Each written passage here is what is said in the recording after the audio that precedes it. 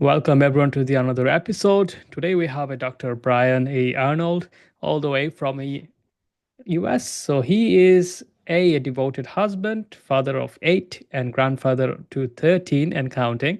So, who lives by a value of service, leadership, and community impact. From starting his academic journey as a special education student to earning a doctorate in educational leadership, Brian has defied expectation every step of the way. A former world class athlete turned into educator, Brian's career spanned role as a teacher, college professor, coach, and administrator. So, beyond education, he is a seasoned entrepreneur, founding initiatives like Journey to Freedom to empower Black men for success and remote assistant pros to connect businesses with expansional virtual talent. So, Brian's professional's motto is simple: inspire, empower, and serve others to create lasting impact. So, whether it's a coaching high performance leaders, speaking on stages, or guiding families towards financial freedom, he operates with humility, integrity, and a results driven mindset. So, in this episode, we're going to learn more about Brian's journey, how he does everything, and what is the struggle he's been going through, or like the challenges he had to face, and how he's going to inspire you with his journey today. So, without further ado, let's welcome Brian to the show. So, Dr. Brian, welcome to the show, and how are you doing today? Great. Thank you for having me. Just excited about talking about life and how we can help others be able to do the same thing and have that fulfillment and the successful days as they wake up every morning. Yeah, definitely. I'm excited, and I'm really grateful for like you come to the show and showing your experience and your journey to our listeners. And so walk us through like a very beginning of it. I think like so people can relate like very early age how you've been growing up as a family as a child, like how was your upbringing, and then we can go along with the journey. Oh, that's perfect. And again, thank you for having me on today. When I think about my childhood, I was fortunate enough to have two parents in Mm. our home, both my mom and my dad, which was a really neat thing to be able to do. But I was struggling in the school that I was in. I wasn't catching on to reading. I wasn't catching on to some of the aspects that the other students were. I don't know if it was, because of a disability, what they are now calling dyslexia, or if it was just, I wasn't, when we think about education and we think about, learning styles, were they meeting the styles that were able to help me? But as a result, it kind of, I guess, added on to like the less I was in the mainstream classrooms, the more further behind I got in what other kids were learning or what other kids were doing. And so I found myself growing up and being all the way to high school and still trying to figure out how do I, fit in. Fortunately, I happened to be a pretty good athlete, which allowed me to interact and have other kids want me to be on teams and want me to be, when you're in the playground and kids are, picking, who's going to be on my side. I was always one of those that they would pick. So Yeah. even though I wasn't performing in the classroom, I was able to perform, outside. And then, with church and the other things that my parents kept me involved in, with really some pretty good experiences. I was where we were in and I don't know how much you guys know about the United States, but back in the 70s when I was growing up, there was a big initiative called affirmative action where they allowed, companies would hire uh, folks of color, African Americans, into corporate management to allow them to get opportunities. And my dad was one of those who was able to get into an affirmative action program, which then allowed us to move out to the suburbs. And we left the inner city and went to kind of the outside. And so a group where it was, more middle class. However, our culture was kind of diminished because of going into a white neighborhood where we were only like two or three white, Black kids in a school that was a sea of white kids. But a great childhood, if I can think of the wonderful things that I was able to do and experiences that I was able to get, and wanted to pass that on to my children as well. Once I graduated. Yeah, that's great. So after like your graduation and education, like what was your first career? Like did you choose? Yeah. So what I did is I went to college. I wasn't planning on going to college. I wanted to be a stuntman in Hollywood. I did, my mom convinced me that if I would just go to the university, then because I was offered scholarships, I was offered the ability to go and have somebody else pay for it. And she Mhm. said she believed that education was still important and convinced me that she would buy me a Jeep if I would go and graduate from college, which was enough at that time for an 18-year-old that doesn't think through stuff. Oh, okay, I'll go to college just so I could have a Jeep. But she got me to do that, and so I got my degree in one in communications and another bachelor's degree in physical education. It Yeah. took me 5 years to go through there, and then I became a teacher. So I went back into education, and I started helping students out in my teaching career as a professor, and then eventually got my master's degree in educational technology, which was kind of cool because that was like the evening factor, the factor that brought me back up to the level everybody else was at, because now I could do things like text to speech. There was things like in the word processor, there was spell checker where I wasn't able to spell. Because of the learning disability, I was able to use the computer to be able to do that. And so technology allowed me to excel, in my teaching career and eventually into me being an entrepreneur. The biggest issue as I got married and we started having children, that a teacher's salary wasn't enough to be able to support my family the way that I wanted to. And so I was always looking for side hustles where I was working, delivering pizzas or working at that time like a video store where people would rent movies or, digging ditches in the summer, whatever I had to do to make that additional income while I was teaching. I was coaching. It was it was this myriad of, okay, I can go be a successful teacher, but that wasn't enough to support the family in the way that I wanted to. Yeah. So I can totally relate to that. Like as much as you love to teach and change people life in a like a traditional sector, like it's not paying you enough like to do certain things, because I come from a similar background. I was a primary school teacher, and then I realized after like being there for 4 or 5 months, this is not something like I can continuously do. When I get married, when I have a children, and this is not going to pay for like their anything. So I have to have always like a second something going on in the back of my mind. In the same time, like when you're doing two things, like you're not good at anything, right? Like you get distraction, and also you're not focusing enough. You're probably tired, working in the evening, then coming back to school in the morning, then you just get too much. And I just realized, no, like I have to choose one. And I chose business over like teaching children, but although like I love teaching them, but it wasn't the way, like the expectation and the workload, and after that, like the amount of rewards you get, like this is not something like enough, especially with the financially, but emotionally you get like a lot of rewards, like the children admire you and you're like their role model and things like that, and it's just like always great. So moving from like being an educator and teacher, like then when you decided to leave, like what was your first expression when is like I is it actually planned out, like a transition you made into like the next career, or like a just like you had to take a jump, right? Like, hey, like I need to go on to the next thing.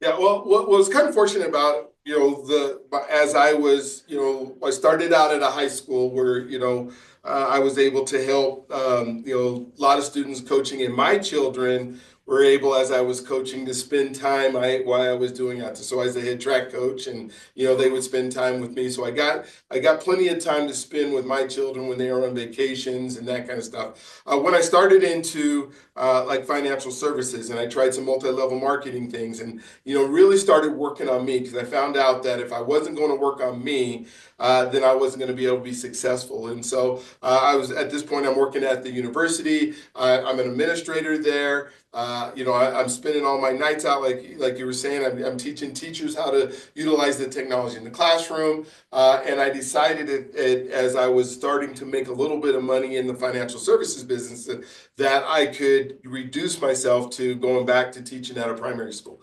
So I went and taught it in elementary school, and I took two of my children with me to school every day.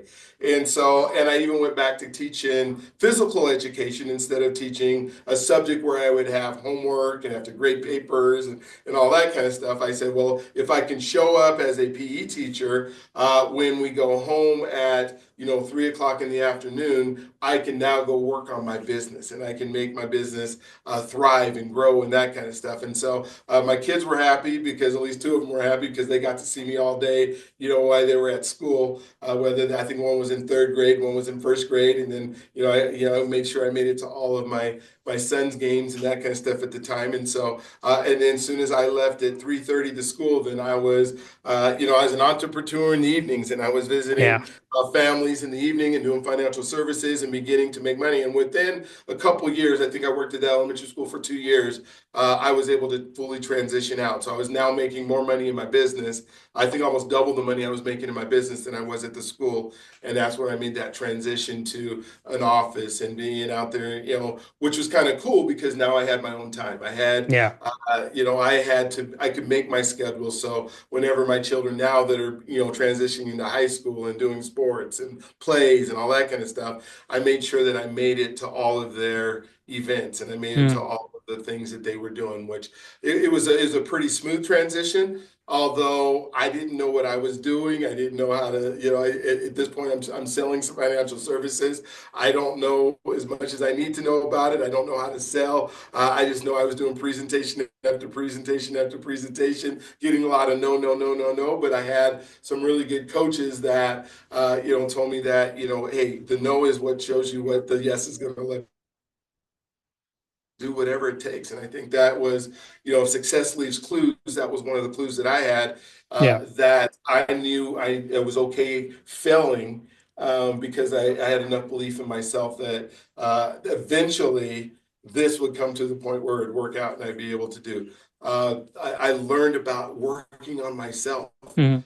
In the books that I started reading, I can remember reading Think and Grow Rich, and some of these, the magic of thinking, and all these personal development things that said I got to become the person I need to be in order to do what I'm doing, so then I can have. And so I think sometimes we get that so backwards. We try to just go do. We don't know what we're doing. We never become that person who can handle it. Then we get frustrated and we give up, and Yeah. that's hard to do sometimes. Yeah. And how did you being end up in the financial industry coming from like a educational background? Why did you choose this industry? Well, I had tried a couple other things. Like I said, in the multi-level, I think there was a company Right. called Amway that I tried, and a couple Yeah. other ones where I was learning, how to sell and how to be. And then somebody approached me and said, you know what, you have the communication skills, you have the relationship skills. Mm. If you're willing to come into this realm, you can make the kind of money that you want to make without working as hard as you've been working trying to sell some soap. And there was also a person who said, this is when like mortgages were booming. I had the opportunity to learn about mortgages, learn about how housing works. And I bought my own house and said, oh, instead of doing real estate, I want to be on the mortgage side. And then I was able to become a partner with a person we were doing mortgages together. And we were thriving. We were making a lot of money until 2008 hit. And here in the States, when 2008 hit, everything fell apart. And it was Right. just ugly. Yeah. But so I made my first big amount of money and said, "Oh, this is great," and bought all these houses and cars and was living the life. And then, like within weeks, not hardly even months, it just all started falling apart. The amount of money I was paying for office space, I couldn't afford it anymore. Why? Because there's no loans, right? And Yeah. I said, "Oh, I'm making financial services," but it was just all that lesson that just made the drive harder, not harder, but made me want it more. Mm. Made me want to say, let me figure this out. And that's why I left the financial services industry, because I felt like there's no way that I'm going to be able to do this in this industry over time, and continue to be able to feed my family. And so Yeah. at that point, I moved back to Colorado, where I live now, where I grew up. Because I was in Southern California during all that time. And moved back to Colorado, and kind of just started over. I went back into education and taught a few classes, Right. just so that I could, just, do the same thing I did before, right? Have a Yeah. stable enough income to kind of support us, while three of my kids were still in high school here, at the same time, begin to build another entrepreneur career, right? Mm. So that's kind of how it worked.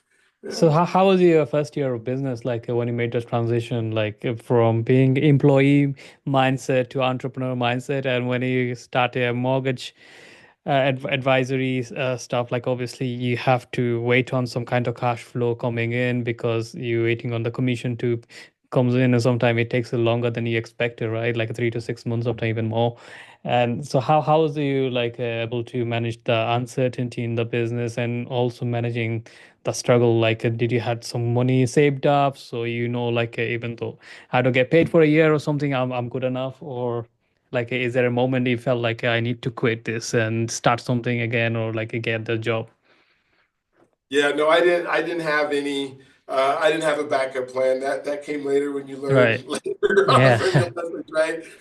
There was no backup plan. It was well, and even then, the amount I had several employees when 2008 happened, and so Mm, we thought this was just the blip. We didn't think it was going to last as long as it did, and the crash was going to be as long. And so, I spent most of anything that I had saved up on making sure I made payroll, making sure that the folks that depended on me were taken care of as long as I possibly could. And I probably should have got out of it earlier.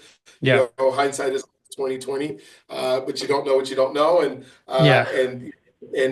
what was kind of amazing is I had mentors and I understood the power of mentors, but my mentors were going through some of the same things I was going through, at a Right. different scale because they had more money, but I don't think anybody planned for all this to happen. They just happened to have more money in the bank that allowed Mm, them to survive a little bit longer.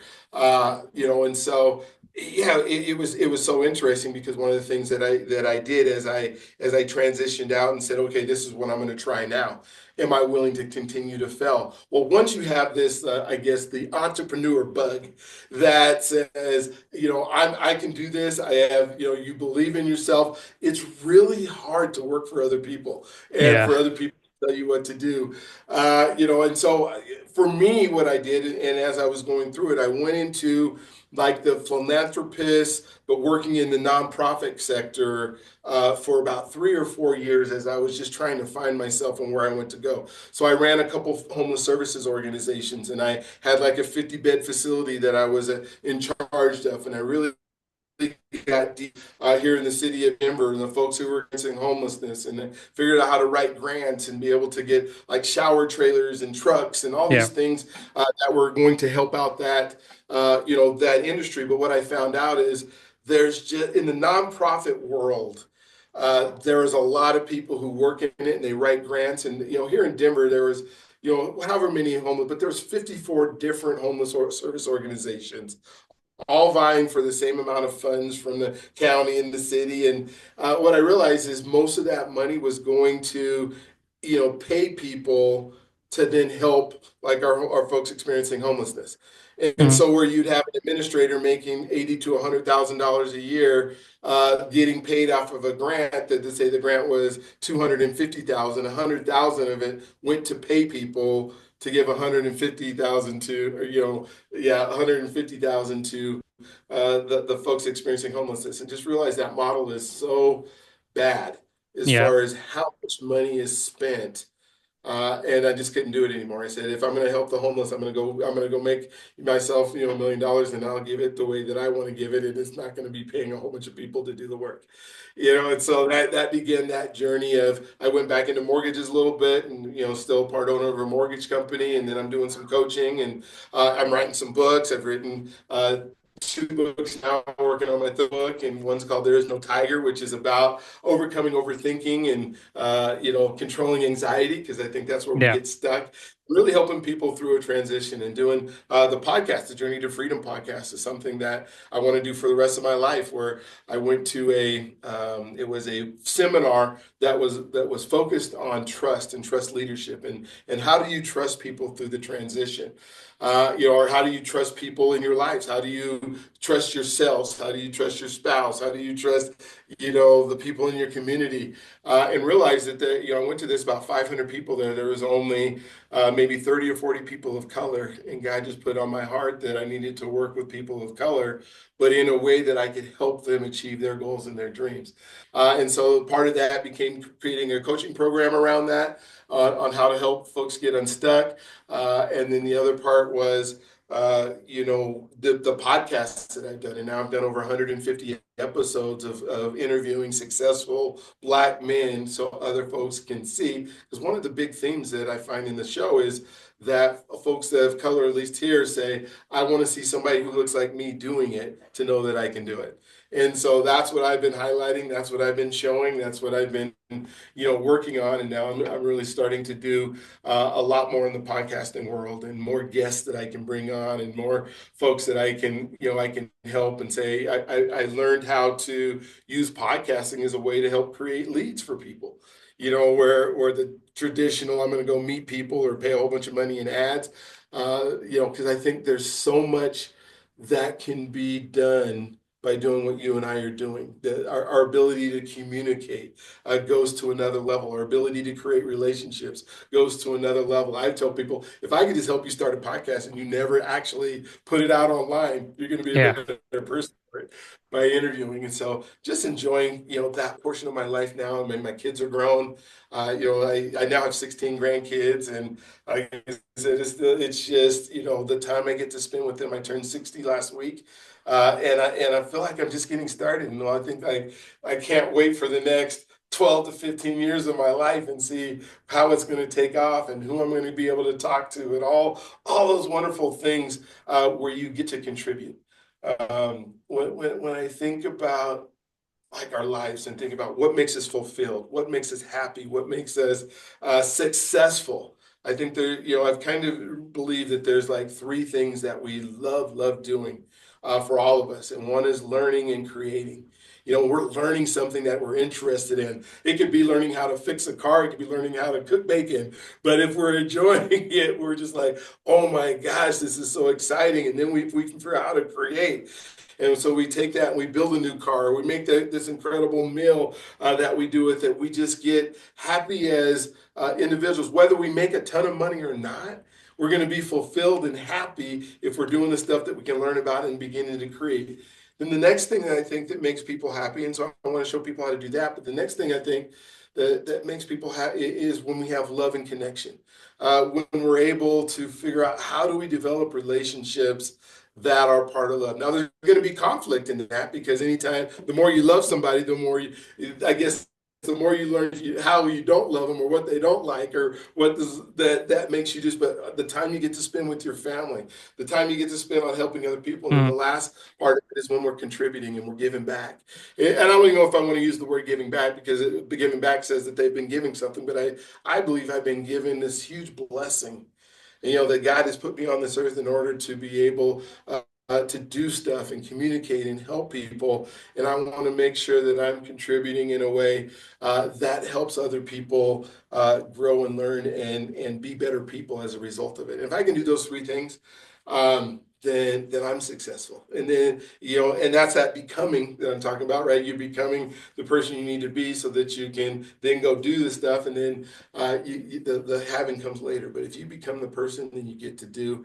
And then when you get to contribute back to folks or help people achieve their dreams and goals, I don't think there's anything better. Yeah. So what is the number one lesson do you think like you have learned over the years of running different kind of businesses you are right now in? I think my number one lesson is that I believe that everybody on this planet has a purpose. I believe that everybody, there's a reason that you were put on this earth. My goal is to help people become the person that God put them on this earth to be. But within that purpose, you can do it, and you can do it well. And if you are able to follow your passion, you not only can you do it, but you also have the ability not to be able to do it, but to thrive in that, to be able to do it. And if you don't give up, like you keep going and you just don't give up no matter what, your life is going to be amazing. And there's so many people give up before they get to that point where it's just, that amazing thing that you can't wait to get up in the morning.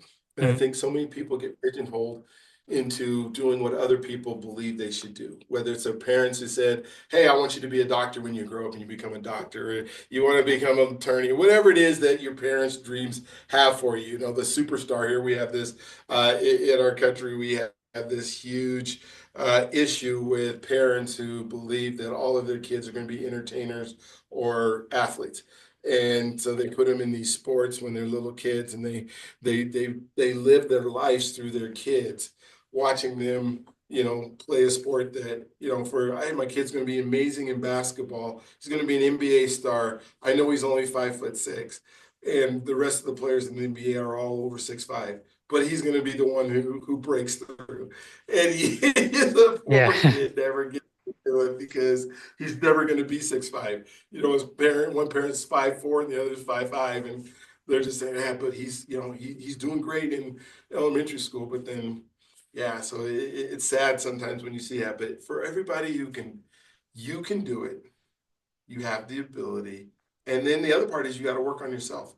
I think that would be the Mm. other lesson that people don't do is they get caught up in entertainment. So you have entertainment, you have education. If you look online, you look on YouTube, you look on our social media that we have these days, how many people do you see scrolling through entertainment all day long?